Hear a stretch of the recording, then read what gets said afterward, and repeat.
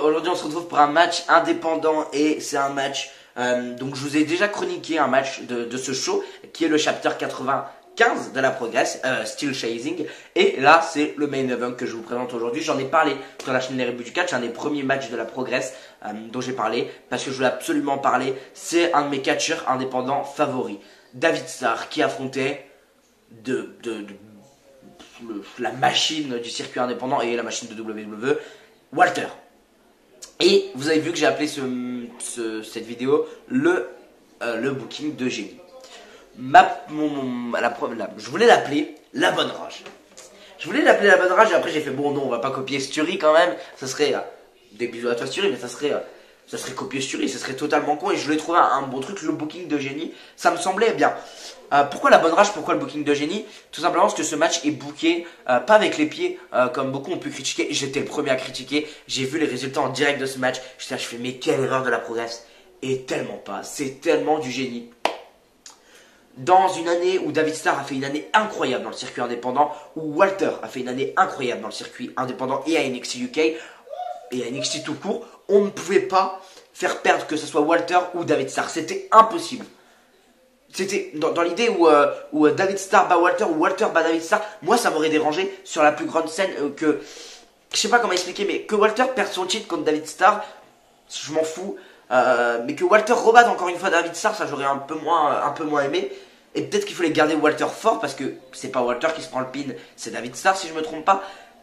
Et ils ont eu cette idée d'annoncer la retraite d'un catcheur il y a quelques années, qu'on l'aime ou qu'on n'aime pas, AJ Dennis, celui qui gagnera le match à la fin, est un catcheur qui fait réagir les foules parce que ça a un super heal. Je le compare à Jay White. Jay White, j'aime vraiment pas. C'est comme Eddie Dennis, je ne peux pas les voir. C'est deux catcheurs que je ne peux pas les voir. Et pourtant, je peux pas nier comme quoi il faut réagir les foules et que c'est de super heal. Et Eddie Dennis, c'est exactement ce qu'il fait. Il fait réagir les foules. En plus de ça, je trouve que Eddie Dennis, c'est quand même, je pense, meilleur catcheur que Jay White. Je sais pas, mais Eddie Dennis c'est pas si mauvais que ça. Maintenant il faut juste apprécier ce style. Et je pense qu'il est capable de faire des bonnes choses. Moi c'est plus sa gueule, son outfit et tout ça que j'aime pas. Mais là, comme il est revenu, ça m'intéresse. Mais il y a donc ils ont eu l'idée de lui faire prendre sa retraite. Il y a au chapter 90, je crois. Il y a quelques mois, ils ont décidé de lui faire prendre sa retraite, quelques mois avant septembre. Voilà, super speech et tout, je sais plus pourquoi, pour une blessure, je crois qu'il était blessé depuis janvier, je crois, bon, voilà.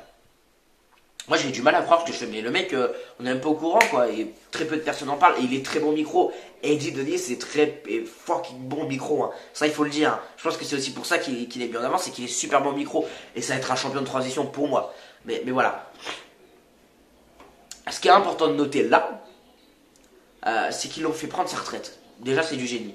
Et là, à la fin de ce match qui est, j'allais venir en moment de ce match, mais ce match qui est une poésie de catch. Vraiment, c'est une poésie de catch. C'est tellement bien écrit, tellement bien raconté. David Starr est une machine dans le ring, tout comme Walter. Quand David Starr revient, c'est voilà, vous l'avez vu, les chops qu'il met. Il revient, il croit qu'il revient. Walter le déglingue après. C'est une série de matchs qui a fonctionné. David Starr, Walter, c'est les meilleures séries de matchs de cette année. Pour moi, voilà, une série de matchs que vous connaissez tous, Okada, Omega. Excusez-moi. Okada, Omega, une série de matchs. Pour moi, Walter, David Starr en est une aussi. VXV, où ils ont fait un super match. VXV, la première nuit du 16 Karat Gold est superbe. Et là, on a encore une série de matchs. Là, on a encore un match. Ils ont fait un match à la Ochichi. C'est excellent. C'est du booking parfait. C'est du ring parfait. Et il faut juste dire quand même. Et là, c'est là où la subtilité. Il y a plusieurs bookings à la fois. Il y a le booking Eddie Dennis, mais il y a aussi le booking David Starr et le booking Walter. Walter, c'est un monstre, que ce soit NXT UK ou sur le circuit indépendant. Et là, donc déjà, là, tu mets déjà un gros name. Ensuite, t'as David Starr qui perd qui perd depuis, je crois que ça faisait 1 an qu'il perdait, et il a gagné le Super Strong Style 16 pour aller affronter Walter au plus gros chapter de Progress de cette année, qui était le chapter 95 le 15 septembre 2019, si je me trompe pas, le 15 septembre, oui c'est ça.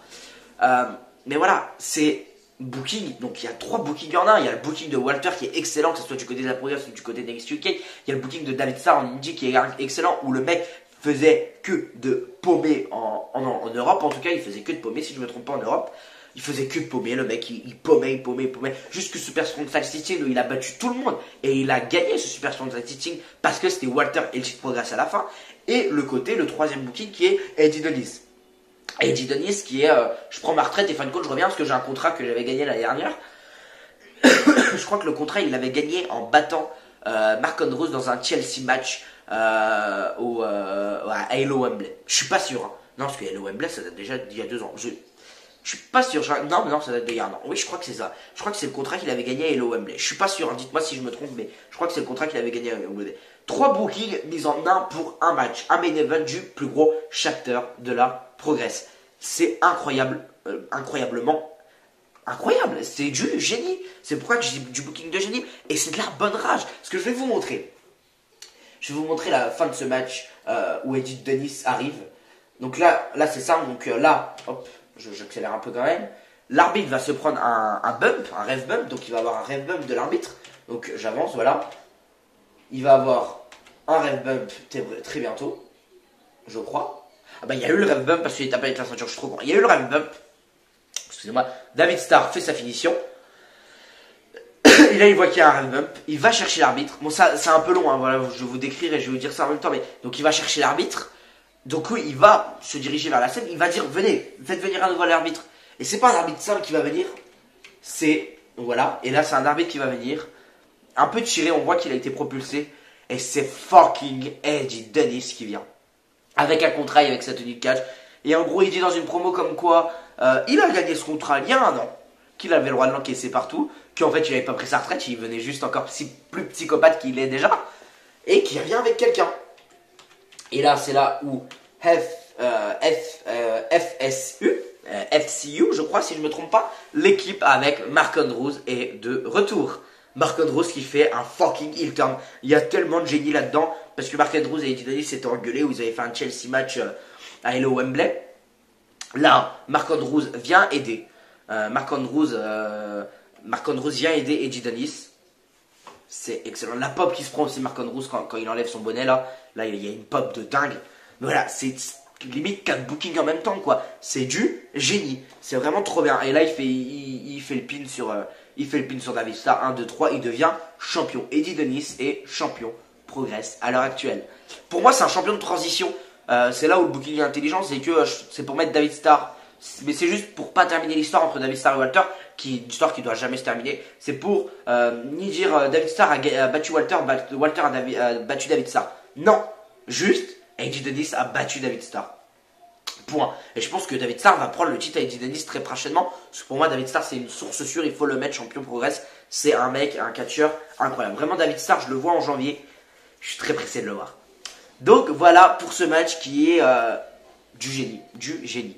Merci à vous d'avoir suivi cette vidéo. On se retrouve demain avec la dernière vidéo du calendrier la dernière vidéo du calendrier de l'Avent.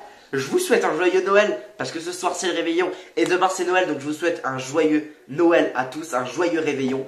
Merci à vous d'avoir suivi cette vidéo. Comme on dit chez nous, soyez curieux. Banzai. Allez, bye.